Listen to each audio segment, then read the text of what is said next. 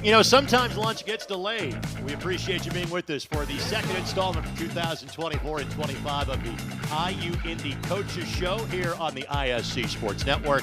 It is a busy day for us. We just had a couple hours of great Horizon League content for Men's and Women's Basketball Media Day, but of the more here and now would be the fall sports. Like literally it's match day for IU Indy Volleyball, their last week of non-conference before beginning with the defending Horizon League champs in Wright State next week. Indiana State Ashley Pritchard's team, the opponent for head coach Andrew Kroger, who joins us now. By the way, tonight's match, 7 o'clock at the Jungle. Tickets are available, and you can watch the match on ESPN Plus as well. Coach, it is good to see you. How are you?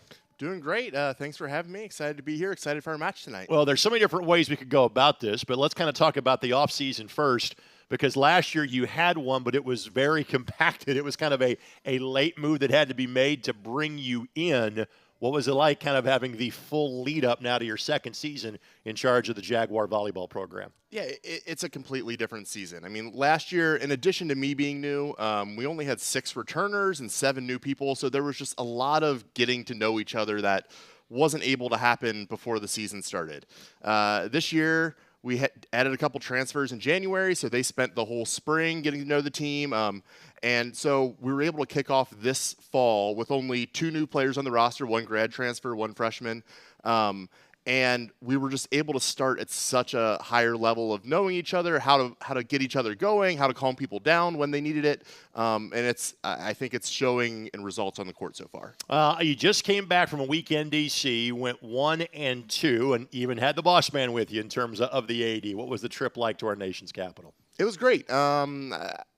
I coached for a decade up in the Northeast, and so the trips to D.C. and Boston and all those kinds of places were regulars for us. And so I thought it was cool to bring our team, which is all from the Midwest, to see something a little bit different. A lot of them had been to D.C., some hadn't.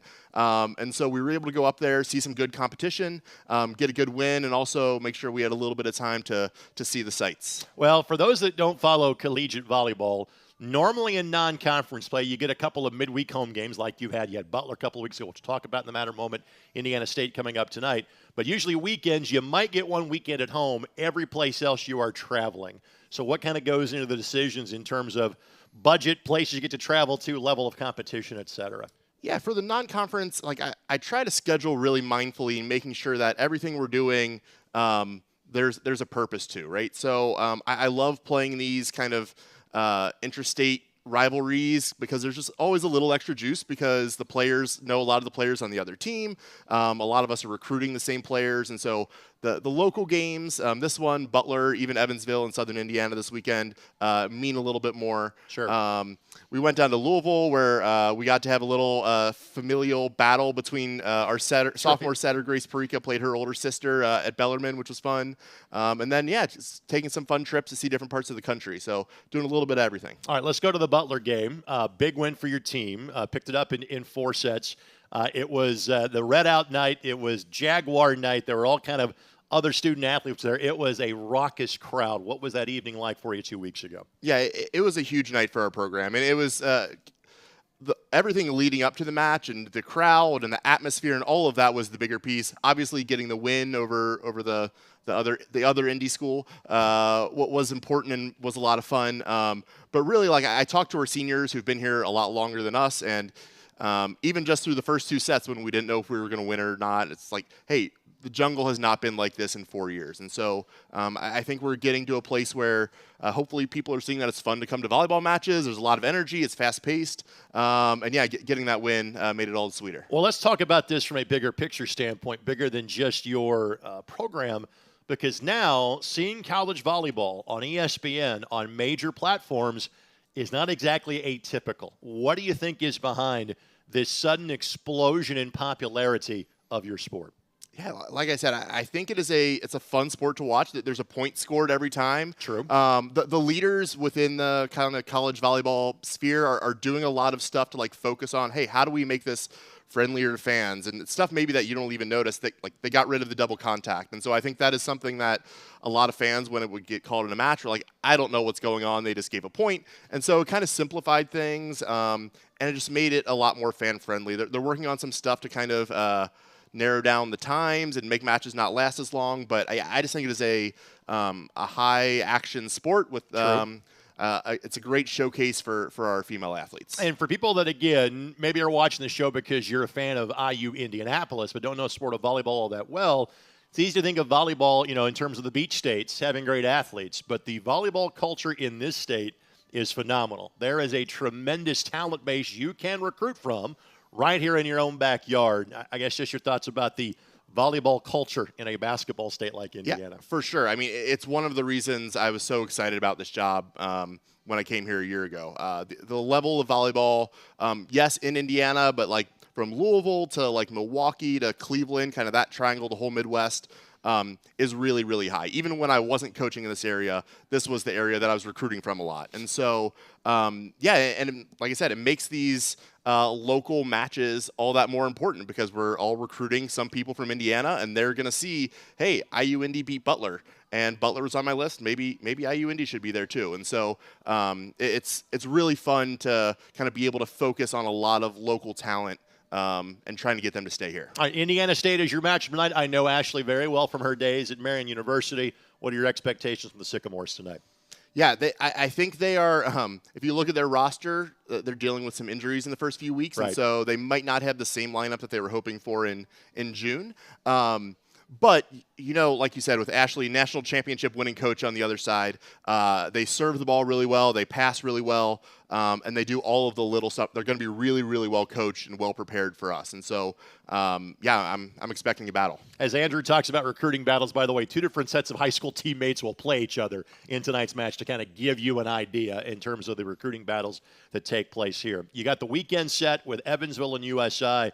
Nothing against the Aces, the Screaming Eagles. I'm going to fast forward to that because conference play begins, and there are things that we did during COVID, and some of those things have stuck. For example, instead of playing home and home with everybody in your league, you're now playing two teams, back-to-back days, same location, cutting down on travel. That's the good news. You get Wright State at home. That's the good news. The bad news is they're the defending league champs to kind of lead off the season. First of all, let's talk about the travel aspect of it. Not being on the road as much or not taking as many trips, what has that meant for your program? Yeah, I love it. So the season before I was here, I spent a season in the MAC, and they've already mostly been doing that. And I got here, I saw what the schedule was the previous year, and I was all ready for my first coaches meeting saying, hey, we got to make this switch. And then they said, oh, don't worry, we've already done it. So, I think a little bit on the budget side, but more just the stress on the road of playing Absolutely. Friday night in one city, getting on the bus at 10, 11 p.m., driving 2 hours, getting into a hotel at midnight or 1. Then we're debating, okay, sleep's important. We want to give them enough sleep, and we want to have a film session, and we want to get into a new gym. And just now we don't have to balance all of that stuff, and it's just so much easier. I think it's going to be a way better experience for our student athletes on the road. All right, 6 teams in the Horizon League make the league tournament. Obviously, you start that grind to try to get to that point as of next weekend. Just your thoughts about how the league shapes up as a whole. Yeah, the top of it is really tough. I think just this past weekend, the Horizon League picked up 4 wins against Power 4 schools. And so all of our non-conference, as you watch us and kind of watch our style of play, we're not going to be the lowest error team because we're going to be out there kind of going for it, and it's a little bit high risk, high reward. But that's designed so that when we start our conference season against Wright State, we're playing in a style that is built to win that match. And yes, we have to play really well to do it. But if we go into those matches in a conservative style, then like our path to victory, like we're relying on them to make some mistakes, and that's just not going to happen. I'm sorry, Andrew, go ahead. No, yeah. So just what we've been doing all conference has been trying to prepare us for how do we beat the top half of the conference. All right, couple quick things, and then we'll let you go knowing you've got a match coming up in less than 7 hours. Every setter is like a coach on the floor, especially when the setter's mom truly is a coach and is one of the legendary ones in the state of Indiana, and I know the mom well. Where to begin to describe what Grace Perica means to your team? Yeah, she's been great for us for 2 years now. She brings a level of, like I talked about before, she's not going to be necessarily the lowest error setter. She's going to set some balls over hitters' heads and all that kind of stuff. But what she brings is a gunslinger mentality. She's going to make blockers go the wrong way. She's going to get one-on-one. She's going to set the ball really fast. And because of that, like I said, there's going to be some errors, and we're going to have ways that we can beat some really good, really physical teams. Butler was a pretty physical team that I thought her setting style kept them guessing the entire match, and it's going to pay off with some wins. And then final thing, and I caught this in passing, and then I'm like, I need to double back to this, and it's the nature of the sport. You have seniors, as you have said, that have been in this program longer than you have. What has been their level of buy-in, and what would getting to a conference tournament with them mean for you? Oh, it's been great. I mean, they've been on board since day one, and they've been excited for. I mean, the reality is they knew that they hadn't won very many matches their first couple of years, and so they were excited and ready for something new. And so, yeah, we've got 3 seniors that have been a part of the program since their day one. And yeah, like I think the transformation, again, we saw it last Wednesday against Butler, both in terms of our performance on the court and just kind of the excitement around the program has come so far that, yeah, they're a big piece of it.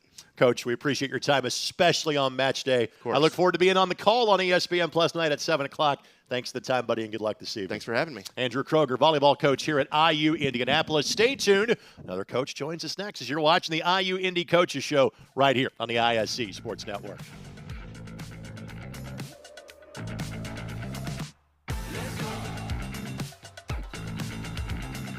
Oh, you're good. At Indiana Members Credit Union, we're invested in more than just your finances. We're invested in your future, the future of your family, the well-being of the community you live in, and in those who dream big. Until those dreams become a reality, any bank can give you a loan or open an account. At IMCU, we care about more than just dollars and cents. We care about doing things that make sense. And investing in you makes good sense to us. This is the place that's skill built. Here, highly skilled physicians never rest in their pursuit to heal, to comfort, to cure. With these hands, you'll receive nationally recognized heart care and Indiana's most leading-edge cancer care. With these hearts, with these guts, with these brains, you'll find the highest level of care in the state. This is the hope that's skill built, and it's around every corner of Indiana University Health. We gon' push it to the limit, we gon' rise together, side by side to the finish. Down the ride forever, when we ride, we gon' ride together. So together we ride, certified. It's together we ride, we gon' push it to the limit. We gon' rise together, side by side to the finish. Down the ride forever, when we ride, we gon' ride together. So together we ride, certified. It's together we ride, so we gon' push it to the limit. We gon' rise together, side by side to the finish. Down the ride forever.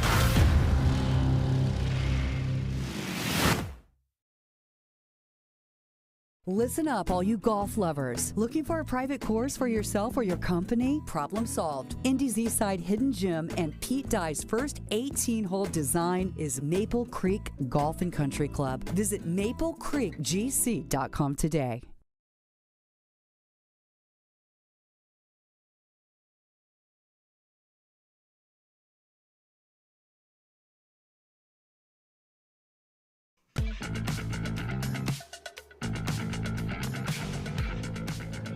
Welcome back on the IU Indy Coaches Show. My name is Greg Rakestraw. Thank you so much for joining us. And after talking volleyball, and they're at home tonight against Indiana State, now we're going to talk cross country, and they're at home coming up this weekend as well. The women's head coach, in fact, the head of kind of women's both cross country as well as track and field, Antonio McDaniel, joins us now. Coach, it is good to see you, and I know that, literally you're put in the miles from a training standpoint, and also from a meet standpoint, you're usually driving all over the Midwest. To have one at the great course in Shelbyville coming up this weekend, just your thoughts about that. Yeah, it's great to have the team at home. As you said, we travel a lot, so it's nice to be close for the athletes, for their families, friends, and, of course, the staff that comes out. Other teams have done a great job of supporting as well.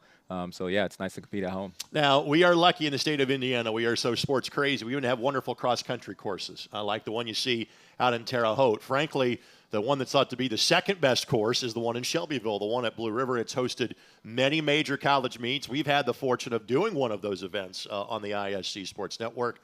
What sort of course is it that your athletes will be competing on coming up this weekend? Yeah, so one of the best things about the course with the layout for fans, you can essentially stand in one place and Yeah. see the entire course, which is great for all your family and friends and everything. Not too challenging of a course, fair. There's a few little quick hills in there, but should be some good fast times for the team. All right, so it is Central Indiana. So when you are training for courses that do have hills as you go places, what are the ones you scope out here? How do you get that hill work in, knowing there's not that many to choose from in Indianapolis? Yeah, we got to search a little bit. That's right. So a few of the spots we go to, Crown Hill Cemetery, fun fact, highest point in Marion County. We'll also go up to Carmel to their course in Northview. Right. We'll kind of run there as well, too. But we definitely have to search it out. Horizon League's been run at Northview in the past, correct? It has, yeah. That's what I thought. So tell us about the student athletes that you recruit.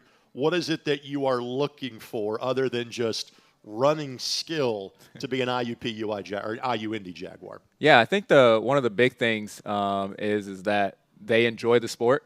When you get into college, it can definitely be a little bit tougher. Got to be quite motivated, dedicated, adding the academics on top of it. Looking for people who are great students, and just really focused on just being a great student athlete, honestly. Oh, in terms of the amount of miles your athletes are putting in each and every week, what does that look like in season? Yeah, so it's going to vary a lot. It's going to depend on health and all sorts of things. We kind of look at them as a whole person, but our range is as low as 30 with a lot of cross-training, pool running and stuff, and then all the way up to 70 or so. Pool running. So are you guys like hopping in the natatorium and getting stuff done? Yeah, we got a pretty good pool people may have heard of. So they'll definitely get in there and aqua jog. We have an anti-gravity treadmill we'll use as well too. So yeah, we're blessed when it comes to that. When I think of a cross-country team in scoring, you're looking at usually a top 5 level of athlete, and I know most college programs go well beyond that. So how many student athletes do you currently have as part of your cross-country team? Currently we have 13. We usually, on the distance side, we're usually fluctuating between like 13 or 18 or so. So, yep. What is the level of depth, I guess, in terms of those athletes pushing each other to get in that top 5 and to score in meets on a regular basis? Yeah, I would say our group right now, there's probably 7 or 8 that are pushing into that scoring. But honestly, from top to bottom, like it takes a whole team. When you have a sport as hard as ours, and not everyone wants to get up and run every day, and so even if you're the 13th person, if you're the hardest working 13th person, then you're going to push the first person as well too. All right, you have been a part of this program since 2011, correct? I have been. Just your thoughts as to kind of not just your team, but kind of overall in the program. It seems like currently there's very much an upward trajectory for IU Indianapolis Athletics. As a guy that's been here for more than a minute, what's that like to see? Well, first off, I'm getting used to that point. I started off as the young guy. Now I think only Chris Johnson, women's soccer, has been here longer than me. So that's a bit of an adjustment. But, man, I have seen the growth of the school, the program. I'm from Indy, so I've seen it for really a long time, especially with bringing Luke Basso here. It's very exciting to see everything that we've been adding from I've been here when there weren't dorms Right. to now having multiple sets of dorms and all sorts of stuff. And I'm very excited for the future. All right, so obviously this is a big event because it's your event that's coming up this Correct. weekend.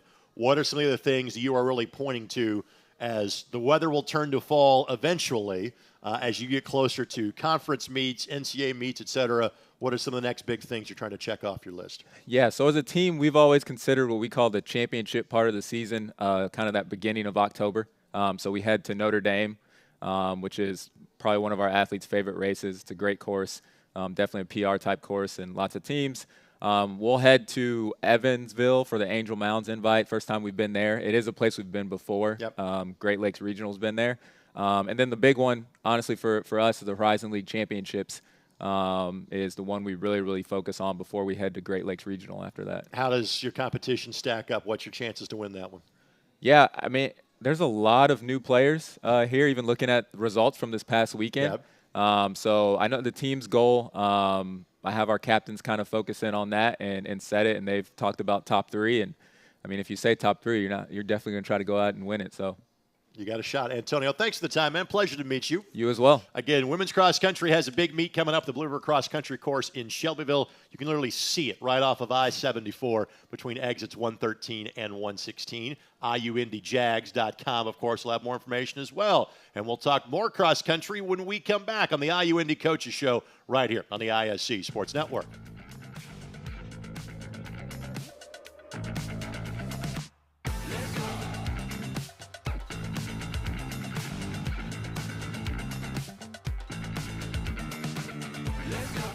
This is the place that's skill built. Here, highly skilled physicians never rest in their pursuit to heal, to comfort, to cure. With these hands, you'll receive nationally recognized heart care and Indiana's most leading-edge cancer care. With these hearts, with these guts, with these brains, you'll find the highest level of care in the state. This is the hope that's skill built, and it's around every corner of Indiana University Health. At Indiana Members Credit Union, we're invested in more than just your finances. We're invested in your future, the future of your family, the well-being of the community you live in, and in those who dream big. Until those dreams become a reality, any bank can give you a loan or open an account. At IMCU, we care about more than just dollars and cents. We care about doing things that make sense. And investing in you makes good sense to us. We're Citizens Energy Group, and we're here for you.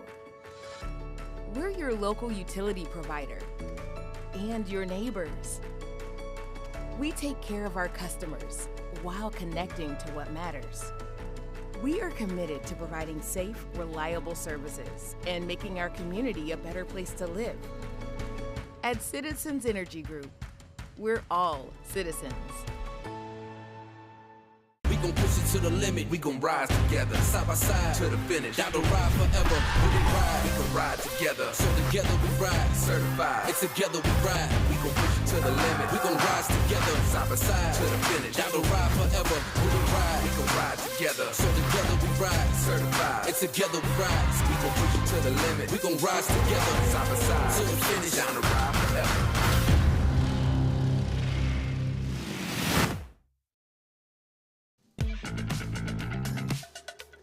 Welcome back on the IU Indy Coaches Show for a final time, because this show goes quickly. Thanks to Ed Holdaway for all his hard work behind the scenes. Thanks to our great crew of Alec DeFord, of Charlie Hammock, of Vince Morales, and, of course, thanks to our coaches for joining us. And we have talked volleyball and women's cross country. Justin Roeder now joins us to talk men's cross country. And remarkably, the same event the women are getting ready for coming up this weekend, the men are too, over in Shelbyville. And look at your schedule. You guys had a chance to run that course a couple of weekends ago, an event that Franklin College put together. I know it wasn't a team event, it was just individual scores only, but having a chance to run that course already once, how much does that help you getting ready for this meet? Oh, yeah.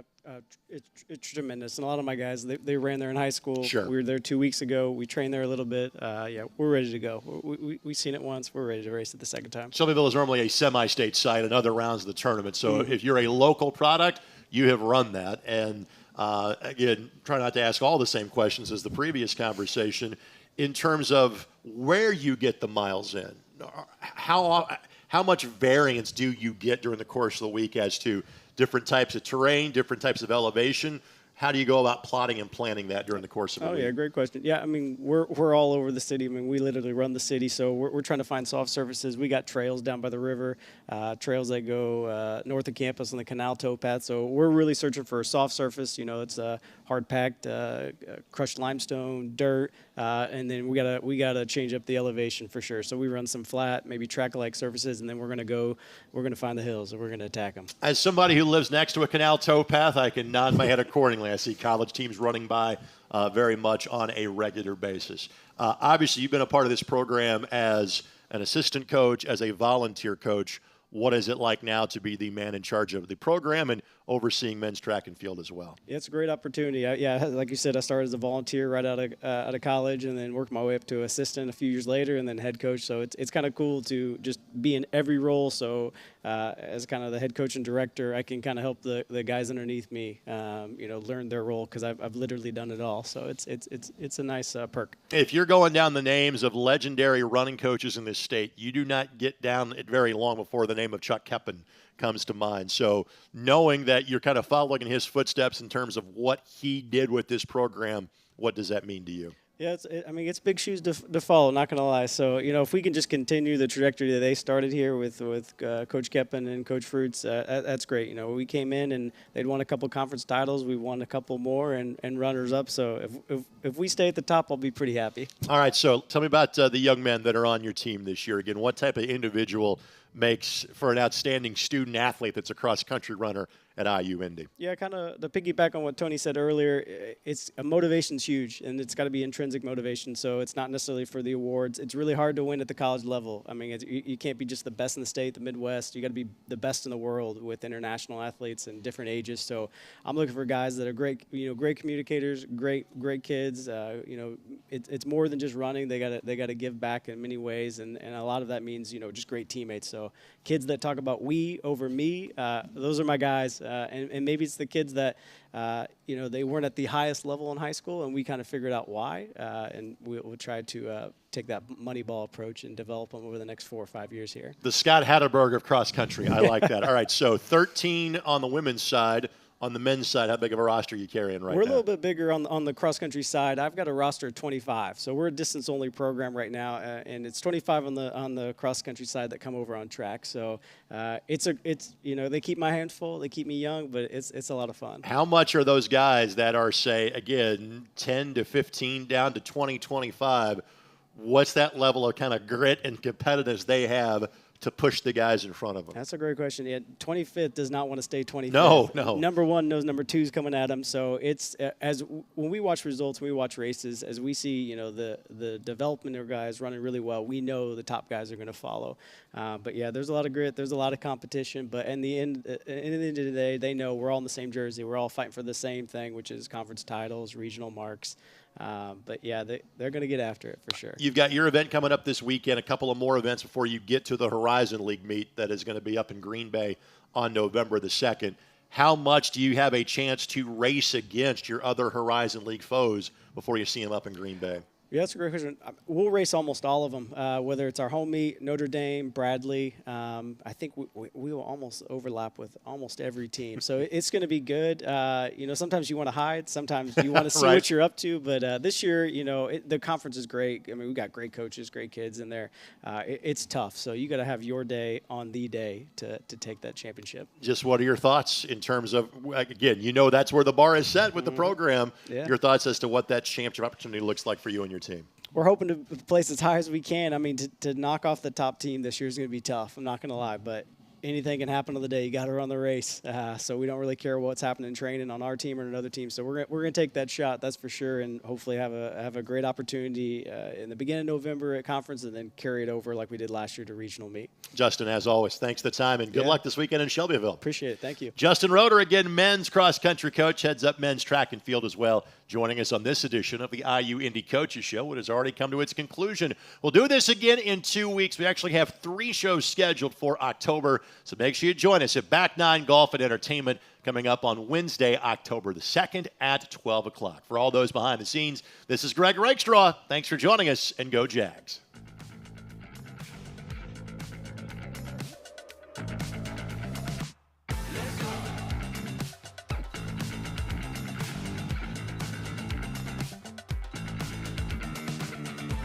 At Indiana Members Credit Union, we're invested in more than just your finances. We're invested in your future, the future of your family, the well-being of the community you live in, and in those who dream big. Until those dreams become a reality, any bank can give you a loan or open an account. At IMCU, we care about more than just dollars and cents. We care about doing things that make sense. And investing in you makes good sense to us. This is the place that's skill built. Here, highly skilled physicians never rest in their pursuit to heal, to comfort, to cure. With these hands, you'll receive nationally recognized heart care and Indiana's most leading-edge cancer care. With these hearts, with these guts, with these brains, you'll find the highest level of care in the state. This is the hope that's skill built, and it's around every corner of Indiana University Health. We're Citizens Energy Group, and we're here for you. We're your local utility provider and your neighbors. We take care of our customers while connecting to what matters. We are committed to providing safe, reliable services and making our community a better place to live. At Citizens Energy Group, we're all citizens. Listen up, all you golf lovers. Looking for a private course for yourself or your company? Problem solved. Indy's Eastside Hidden Gym and Pete Dye's first 18-hole design is Maple Creek Golf and Country Club. Visit maplecreekgc.com today.